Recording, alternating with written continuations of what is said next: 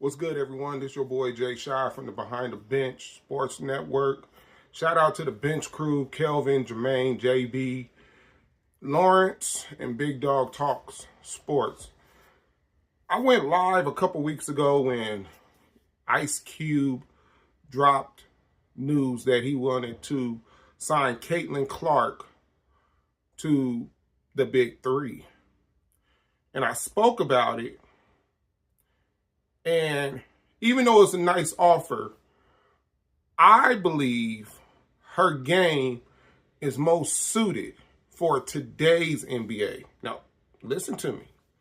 I'm not talking about NBA 10 years ago. I'm talking about today's NBA, the wide open, no big man NBA, low skill level NBA. Yes, I said it, low skill level.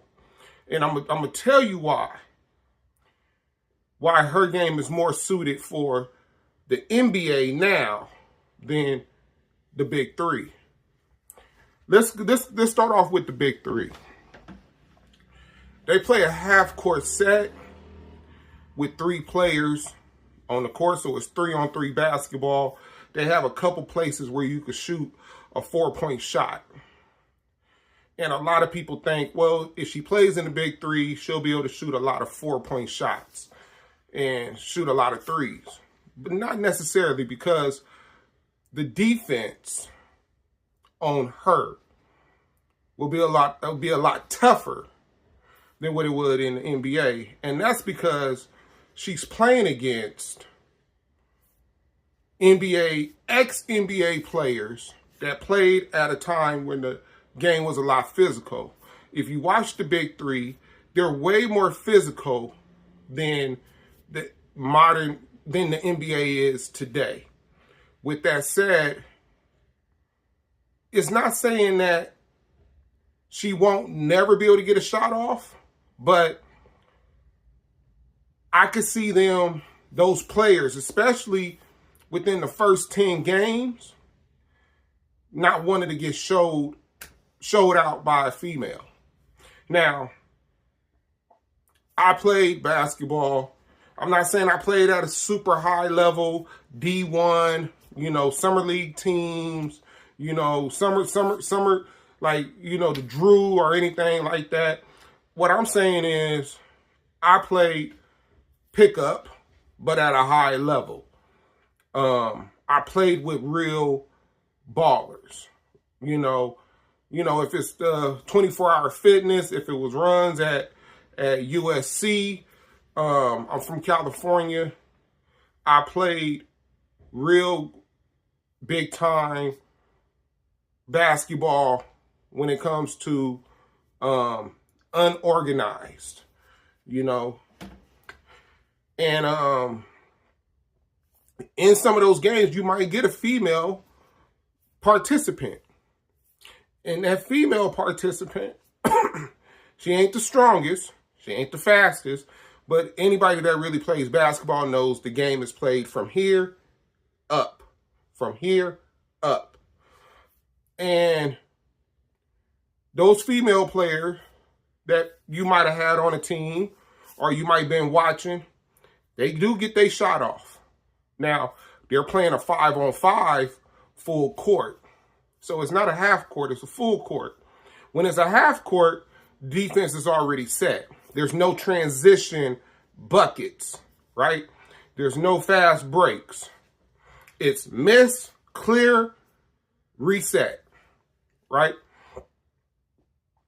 And the players in the BIG3, since they played in a different era, mainly in the 2000s, most of those players know how to play.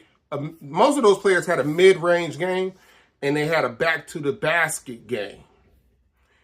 And it's not saying that Caitlin is going to get bodied if she's playing against another guard.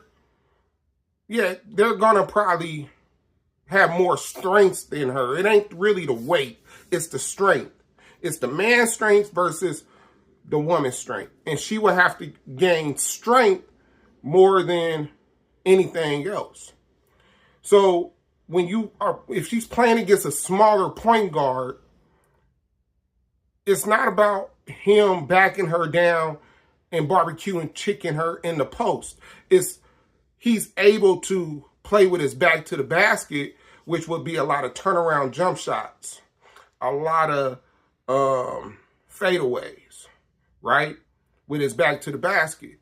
Caitlin don't have that in her arsenal against males. So the only way she will be able to get her shot off in the big three is their big man is setting picks and she's running around trying to get open. And maybe that team is saying, we're going to play man-to-man or we're going to switch. And maybe she gets somebody that's bigger than her and which will make her a lot quicker to get around them. And she's so good that she could probably get a shot off, because they overplayed on the defensive end. But I don't think now in the big three, they let you get 5 players. So it ain't like she's going to be playing majority of the game. She'll get her moments, but she'll probably be off the bench. And then when it's closer to playing in her hometown, she'll probably start. But other than that, she'll be on a team, but she won't get a lot of play time. They'll put her in just because it was fans that came to see her play.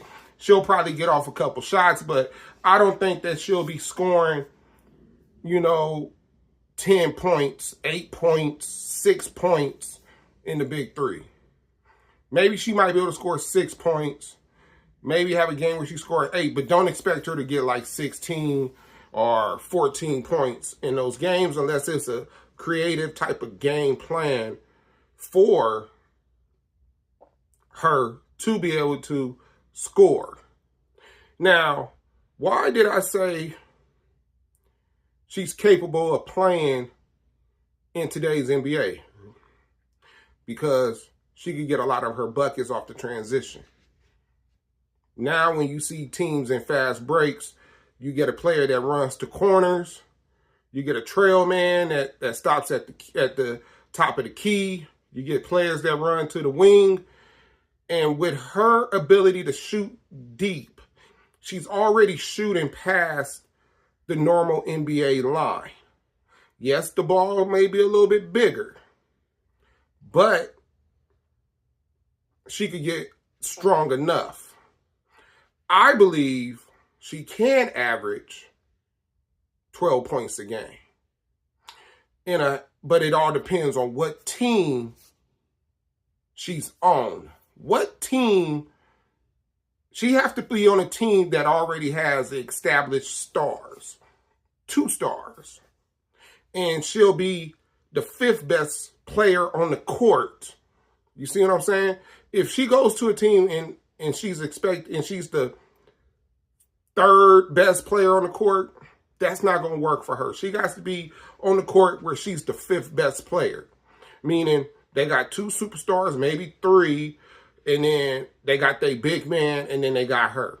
Because those superstar players will be able to draw the double team. Right? In the big three, it's not a lot of players getting doubled. So she won't be able to get open.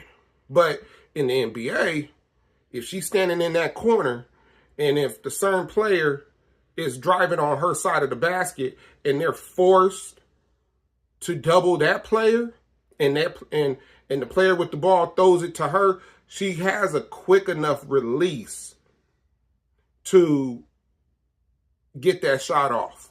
And she has a high possible probability to making that shot from the corner or on the wing. But she could get a lot of points on transition buckets when teams is transitioning down the court on a fast break and they hand her the ball. She could shoot 35 feet out. Easy. That's easy money for her. So now, let's say she does get the ball.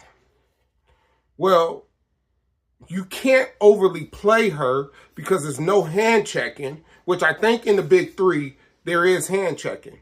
But in the NBA, there's no hand checking.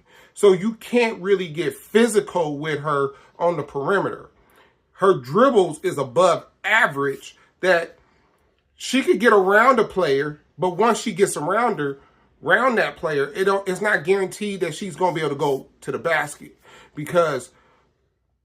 and be able to get a shot unless she develops a floater to shoot over the big trees of the 9 real centers in the NBA.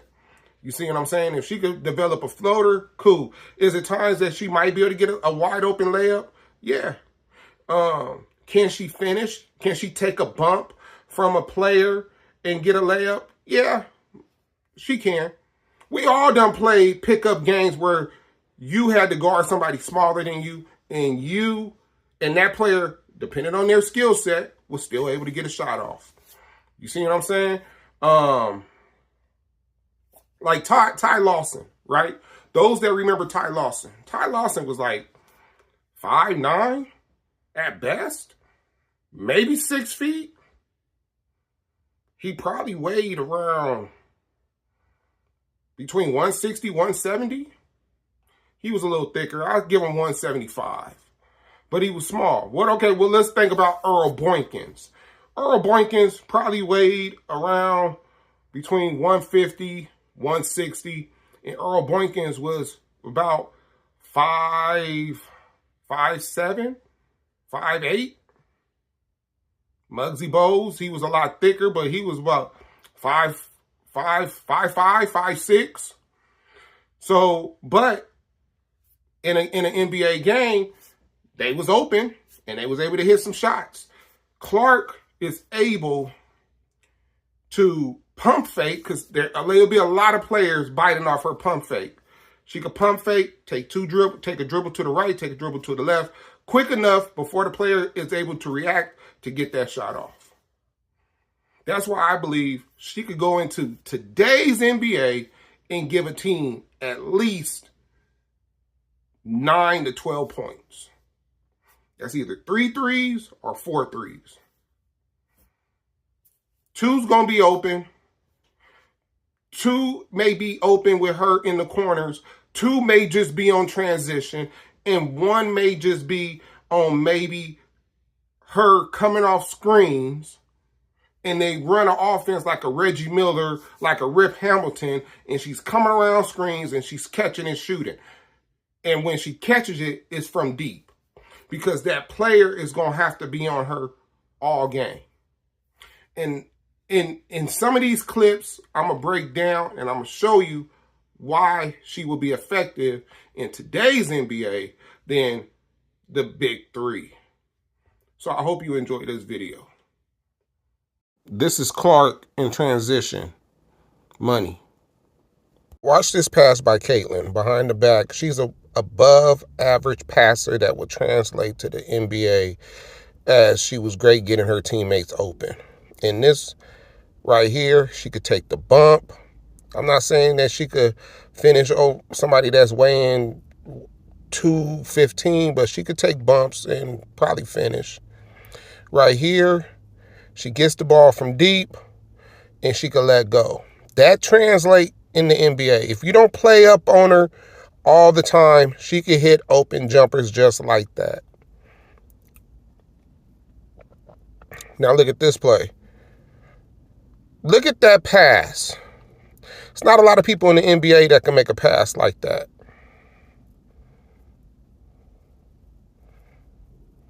Nobody. Nice little dribble, penetration, layup, take the bump. She could get stronger if she did play in the NBA. Now check this out. Walk up to a three-pointer, off the dribble, in a player's face. She could do that all day. That's just part of her game. And if you let her get to the lane, she's fearless. She could get to the lane, above average dribbling, and if you give it to her, she could get there. Look at this play. off the dribble, quick release. She is really good. And what makes her good is her quick release. Look at this play right here. A step back three.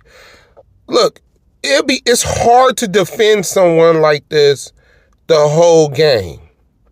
And she gets elevation on her jump, as you see.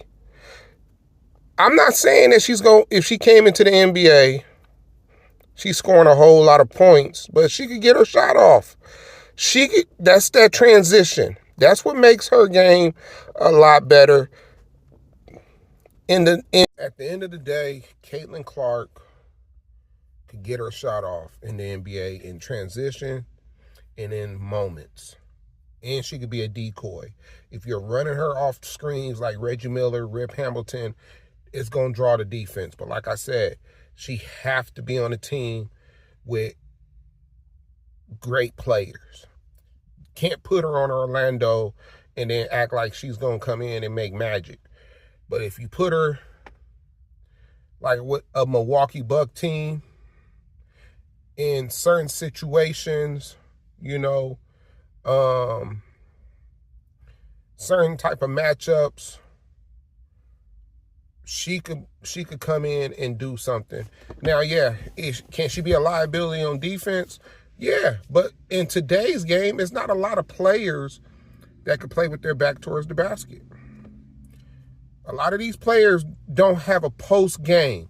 So even if you put her in the post, when's the last time you seen a player get a player in the post and go to work? That's not Giannis or Embiid or Joker.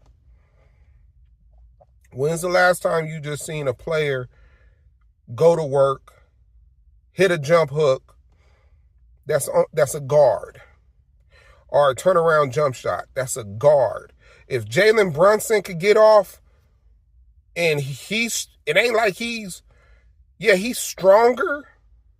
He got a little bit more strength, but getting off his shot, she could do the same thing, and she's taller than Jalen Brunson. That's all I'm going to say. If I had to take Jalen Brunson or Caitlin Clark to hit a 35-foot jumper or a 40-foot jumper, I'm picking Caitlin Clark 9 out of 10 times. She's better suited for the NBA than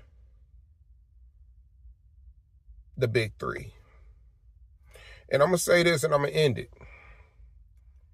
The WNBA better market this girl, and they better do it right. And when they market her, they better market all their other stars, because they're going to have eyeballs watching. And you got to take advantage. I don't care if it's a commercial and you get every WNBA star player in that commercial.